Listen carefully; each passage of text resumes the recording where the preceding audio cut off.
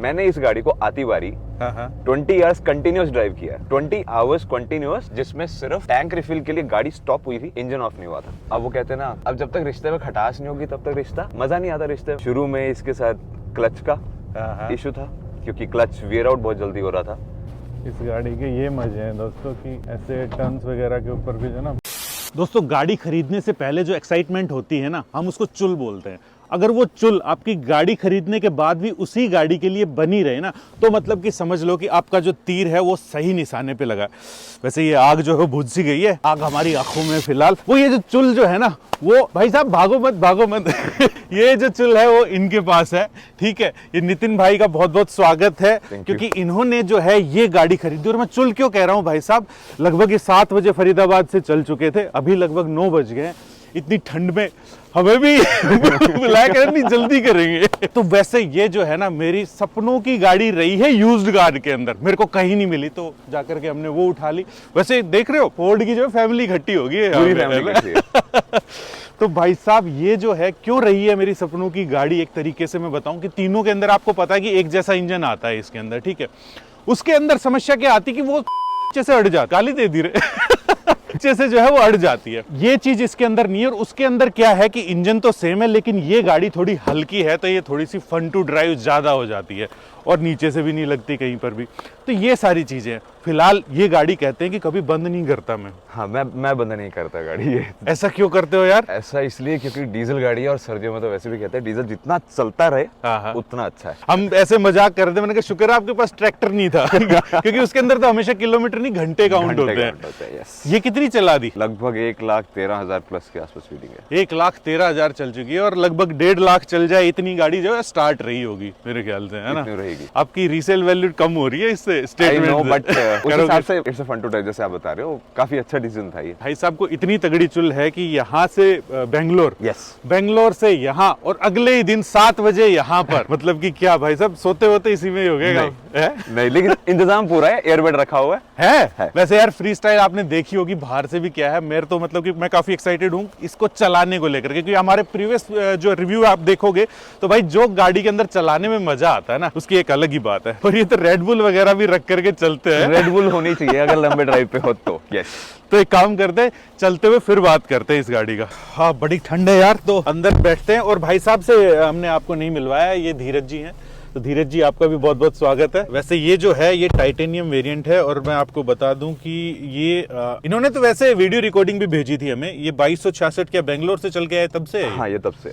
और 874 खैर और चलेगी, और 25.8 की एवरेज ये तब दिखा रही है जब ये गाड़ी खड़ी भी स्टार्ट मतलब की है।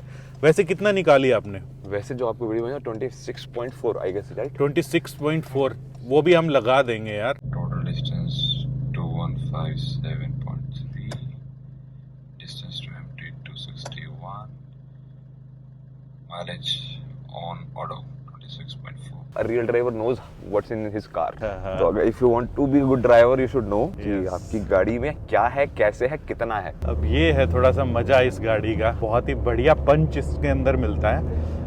और इसके ड्राइविंग डायनेमिक्स कुछ ऐसे हैं कि दोस्तों की बिल्कुल पूरा का पूरा जो है ना वो कॉन्फिडेंट रहता है आदमी, बहुत ही तगड़ा कॉन्फिडेंस देती है ये गाड़ी। ये वाला जो पंच है ना, वो मेरे को इको स्पोर्ट में नहीं मिलता है उतना जितना इसके अंदर जो है मिल जाता है। और सस्पेंशन जो है मुझे इसके सॉफ्ट लग रहे हैं, चाहे वो फीगो हो चाहे वो इको स्पोर्ट हो, उसकी बजाय सस्पेंशन जो है वो थोड़े से ज्यादा सही लगे मेरे को इसके। इसकी ग्राउंड क्लियरेंस कितनी है नितिन भाई? ऑन पेपर्स का एग्जैक्टली पता नहीं, बट हाँ, it is similar to what XUV 300। अच्छा, इसके साथ जो है वो जुड़ी हुई कुछ एक यादें आप बताना चाहेंगे, और आपने यही गाड़ी क्यों चूज करी, और फोर्ड जाने के बाद कैसा लग रहा है? इसका घर उजड़ जाता वैसा लग रहा है या क्या? नहीं, ऐसा नहीं है। ऐसा नहीं है ना? अगर गाड़ी की चॉइस करें तो काफी टाइम से फाइट चल रही थी। अगस्त में हमने एक मारुति इग्निस डेल्टा ली था, AMT। ओके। अब उसके बाद कुछ एक अच्छी व्हीकल और चाहिए थी। अब इस गाड़ी से पहले मेरे पास पुंटो थी, पुंटो डीजल इमोशन, और उसमें मैं 30 की एवरेज निकाल लेता था ऑन बोर्ड, ऑन ऑटो। तो हालांकि वो सिर्फ 12 सीसी इंजन था और ठीक चलता था, स्विफ्ट का ही था, मल्टीजेट। अब उस गाड़ी के बाद अब कुछ ऐसा चाहिए था जो उसके कंपेयर में हो, उसके एटलीस्ट कंट्रास्ट में तो हो। अब मार्केट देखी सारी कंपनी में कोट नहीं करूंगा। Finally I landed up with Ford. Ford में एक फीगो थी, एक फ्री स्टाइल, उस वक्त दोनों वेरिएंट्स थे। और ज्यादा डिफरेंस इन दोनों में है नहीं, डिक्की के स्पेस को लेके ज्यादा और कुछ चेंज नहीं था, हाँ बस कॉस्मेटिकली थोड़ी सी सिमिलर। ट्रू। टायर साइज थोड़ा डिफरेंस था, फिर उस हिसाब से ग्राउंड क्लियरेंस का चेंज हो गया। फाइनली आई डिसाइडेड ठीक है let's take a chance, Ford देखते हैं। हालांकि तब भी बोलते थे फोर्ड की सर्विस बहुत महंगी है, ओके। मत लो। हाँ हाँ मैंने कहा कोई बात नहीं, जब एक फिएट गाड़ी का मैं 10,000 रुपए का खर्चा ले रहा हूँ सर्विस का, 10,000 10,000 उत्तरी, और उसके बाद डिस्काउंट्स लगा के वो अपने पे 8,000 तक आ जाता था।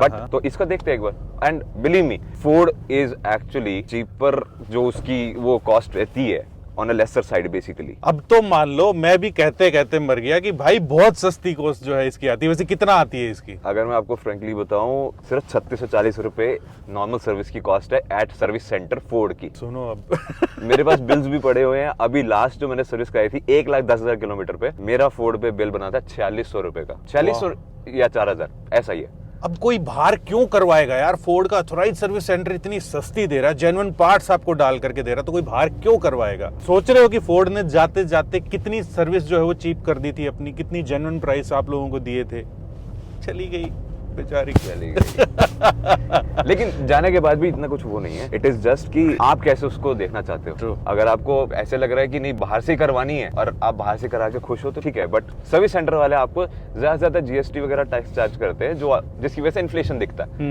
एक्चुअली वो सेम चीज है। ट्रू। और रही बात गाड़ी की परफॉर्मेंस और इसकी यादें, तो इस पे मैंने बहुत ट्रिप्स करे हैं। अब जो लेटेस्ट सबसे लंबा किया दैट इज ये बैंगलोर का। अब वो कहते हैं ना, अब जब तक रिश्ते में खटास नहीं होगी तब तक रिश्ता मजा नहीं आता रिश्ते में। अच्छा, तो इसके साथ भी कुछ ऐसा रहा है। शुरू में इसके साथ क्लच का इशू था, क्योंकि क्लच वेयर आउट बहुत जल्दी हो रहा था। मैंने उसको चेक करवाया तो पता लगा फ्लाईव्हिल वाज द कल्प्रिट, तो फ्लाईव्हिल चेंज करवा लिया और उसके बाद से it is running fine. But यार ये तो बहुत ही एक्स्ट्रा, हम ना ही आयुष की गाड़ी के अंदर इतना स्मूथ है, ना ही मेरी गाड़ी के अंदर स्मूथ है भाई। ये अगर ऐसा क्लच वगैरह हो तो सीरियसली ऑटोमेटिक की जरूरत नहीं है। नहीं, मेरी वाली गाड़ी में एक बार दबा करके देखना, आप कहोगे यार जाम में कैसे चलाते हो, और ऐसे ही है। और ऐसा मोस्टली जो है ना वो फोर्ड यूजर्स के साथ में है। का तो अभी टचवुड बढ़िया चल रहा है। जो भाई लास्ट बहुत क्लच हुआ ही- था वो हाँ। मेरे ख्याल 40-50 हजार चल भी चुका है, तो I am okay with it. और एवरेज भी ठीक निकाल रहा है, पिकअप में कोई इशू नहीं है, ग्राउंड क्लियरेंस आराम से निकाल रहा है। इवन रफ रोड्स पे भी हम लेके गए हैं और रफ रोड्स में कहीं टच नहीं हुई है। हाँ टच तो खैर नहीं होगी, इसका व्हील बेस भी इतना बहुत ज्यादा बड़ा नहीं है और ग्राउंड क्लियरेंस भी सही है, तो फिर क्यों टच होएगी गाड़ी? तो बढ़िया है। इसके साथ कहाँ लेकर के गए हो वैसे? आप जगह बोलो, त्रियुंग एक जगह है ऊपर हिमाचल ट्रैकिंग एरिया है, वहां तक गाड़ी गई है। मतलब वो तो गाड़ी के आने के विदिन अ वीक चली गई थी। अच्छा, तब तक तो कहता है इंजन रवा करके लेके जाओ। हाँ, वो उसी रूट पे इसका रवा हुआ था इंजन। ये गाड़ी आप कितनी चलाओ आप थकोगे नहीं। तो ये बैंगलोर वाली ट्रिप पे आई एक्सपीरियंस दिस। मैंने इस गाड़ी को आती बारी 20 आवर्स कंटिन्यूस ड्राइव किया, 20 आवर्स कंटिन्यूस, जिसमें सिर्फ टैंक रिफिल के लिए गाड़ी स्टॉप हुई थी, इंजन ऑफ नहीं हुआ था। और ये 20 आवर्स मैं सुबह 8 बजे हैदराबाद की तरफ से निकलता हुआ जब यहाँ सुबह 4 बजे पहुंचा फरीदाबाद में, तो ठीक था। मतलब थकावट नहीं थी कि आप कई बार होता है ना थाई स्पेस मतलब अच्छा नहीं आ रहा, थाई सपोर्ट अच्छा नहीं है, बैक पेन हो रही है लॉन्ग। हाँ मतलब कि जब आप लॉन्ग ड्राइव करते हो तब ये चीजें निकल करके आती हैं, तब आपको पता चलता है एक्चुअली। मैंने भी जो है वो इको स्पोर्ट को लगभग 17 घंटे लगातार जो है ना वो ड्राइव किया था। बीच में तेल वगैरह जरूर डलवाया था, लेकिन वही चीज है यार, इतना सस्ती सर्विस ठीक है, और आपको इतनी तगड़ी एवरेज, इतनी बढ़िया पावर दे रही है, तो यही तो होता है। मतलब कि अपनी गाड़ी के साथ यही तभी प्यार बना रहता है भाई साहब गाड़ी के साथ में। जो आपके रिश्ते की जो खटास आई थी वो तो कभी भी आ जाती है, it's a kind of machine, तो कुछ भी हो सकता है पार्ट वार्ट, लेकिन रियल परफॉर्मेंस जो है ना वो तो बहुत प्यारी है। और मुझे जो भी फ्री स्टाइल के जो ओनर मिले हैं ना वो सारे के सारे खुश मिले हैं, बल्कि इको स्पोर्ट के भी इतने ज्यादा खुश नहीं मिले, ना ही फीगो के इतने ज्यादा खुश मिले हैं उनके भी। लेकिन भाई साहब फ्री स्टाइल वाले तो कितने में खरीदी थी? खैर वो तो बहुत पुरानी बात होगी, 2018 है, 7-7:45 के आसपास, 7:45 के आसपास। आज की डेट में इतने में कोई गाड़ी नहीं मिलेगी ऐसी। कोई गाड़ी मिलेगी नहीं भाई साहब, सही कह रहे हो। अगर होती तो उठा लेते। कंफर्ट ही अपनी मेरे को अच्छा लगा। कंफर्ट है, पिकअप देखो, हमने कोई रेस तो करनी ही नहीं है, नहीं तो इट्स लाइक आराम से चलाओ गाड़ी, क्या दिक्कत है? जल्दी जाना है तो थोड़ा सा पहले निकल जाओ, और अदरवाइज लेकिन करनी हो तो कर भी लो यार, इतना बुरी परफॉर्मेंस नहीं है इसकी, बहुत अच्छी है बल्कि। तो मतलब ये सड़कें तो इसके लिए नॉर्मल है, जिस रूट बहुत पर ही चल रहे हैं नॉर्मल ना। है, हाँ, ये तो स्मूथ सी है, तो कोई दिक्कत वाली बात नहीं। तो इस गाड़ी के ये मजे हैं दोस्तों कि ऐसे टर्न्स वगैरह के ऊपर भी जो ना बढ़िया आप खींच सकते हो। सिंपल सी बात है, कहने का मतलब ये है कि ऑन रोड तो परफॉर्मेंस इसकी गजब की है ही, जो सॉफ्ट ऑफ रोडिंग वगैरह है ना वो भी काफ़ी अच्छे ढंग से जो है ना ये कर लेगी और उसके अंदर आपको मज़ा भी देगी। तो कहीं पर भी आपको यूज्ड के अंदर भी अगर मिलती है तो एनी डे अगर आपको बलिनो मिल रही है या i20 मिल रही है या इस टाइप की जो आई थी ना, ये एक नई तरह की ब्रीड थी, एक्टिव हो गई थी या ये फ्री स्टाइल वगैरह हो गई थी या पुंटो एडवेंचर वगैरह जो आई थी, उनसे कहीं ज़्यादा जो है ना इसके अंदर आपको मज़ा आएगा। तो कम से कम 10 साल तक आप रखोगे इसको, है कोशिश यही है। 10 साल में लगभग 4 लाख तो चला ही दोगे शायद, कम से कम, है ना? अगर 4 लाख में, यस। और ये तभी पॉसिबल है अगर आप जो है वो ऑथराइज सर्विस सेंटर से टाइम टू टाइम सर्विस अगर आप लोग करवाते रहे ना, तो बिल्कुल 100% पॉसिबल है। इसके अंदर एक ऐप आती है ना कोड कनेक्ट करके ना, उसमें आपकी पूरी सर्विस हिस्ट्री वगैरह जो है ना वो सारी की सारी चीज़ें आ जाती हैं। ठीक। आप लोगों के लिए भी एक सजेशन ये है कि अगर आप कोई यूज्ड फोर्ड खरीद रहे हैं तो जो प्रीवियस ओनर है ऑफ कोर्स उसी के नाम के ऊपर ही रहेगी वो तब तक, तो उसको बोलो कि भैया वो ऐप आप डाउनलोड कर लो, उसके अंदर लॉगिन वगैरह करो तो पूरा का पूरा जो सर्विस हिस्ट्री है ना वो निकल करके आ जाएगी कि कितने किलोमीटर के बाद में कब कहाँ पर सर्विस वगैरह हुई है। तो आपको ज़्यादा सर्विस सेंटर के चक्कर काटने की जरूरत नहीं पड़ेगी। इसमें 5 गियर होते हुए 27 प्लस की एवरेज निकाल देती है। सोचो तो अगर चढ़ा होता तो 30 प्लस तो निकालती फिर ये है। मैं पक्का निकालता 30 से ऊपर तो कोई और निकाले ना निकाले।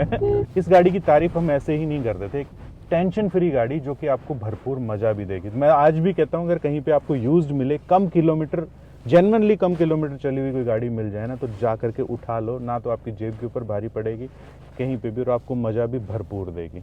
भले ही 30, 40, 50 हज़ार रुपये महंगी उठा लो लेकिन वर्थ है भाई फिर भी। अभी से इसके रीसेल के प्राइस बढ़ जाएंगे थोड़े बहुत। तो well, thank you so much Nitin भाई, आप अपनी गाड़ी के साथ में आए और एक्स्ट्रा मजा आ जाता है जब भी कोई फ्री स्टाइल टाइप की कोई गाड़ी लेकर के आता है ना हमारे साथ, क्योंकि हमारी भी थोड़ी सी चुल जो है वो पूरी होती है इस चीज़ से।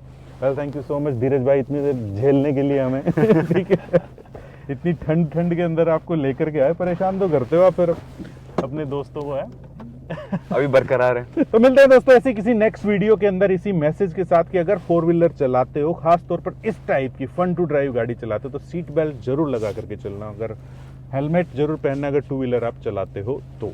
और अगर आप भी अपनी किसी गाड़ी का एक्सपीरियंस, जेन्युइन एक्सपीरियंस हमारे साथ शेयर करना चाहते हो तो दी गई ईमेल आईडी है, वहां पर हमें संपर्क करो। अपना नाम, गाड़ी कौन सी है और आपका स्थान कौन सा है। ठीक है, मिलता है नेक्स्ट वीडियो में। जय हिंद, जय भारत। अब आप लोगों को एक बात मैं बता रहा था, तो वो ये था कि आप देख रहे हो कि इसकी ग्राउंड क्लियरेंस वगैरह जो है आप देख लीजिए और फ्रंट से भी आपको पता चल जाएगा। अब मैं आपको फ्री स्टाइल की दिखा देता हूँ, ये देखिए, और फिर जो है ये इसकी देख लीजिए। ठीक है, लेकिन चलाने में सबसे ज़्यादा मज़ा इसी में आता है।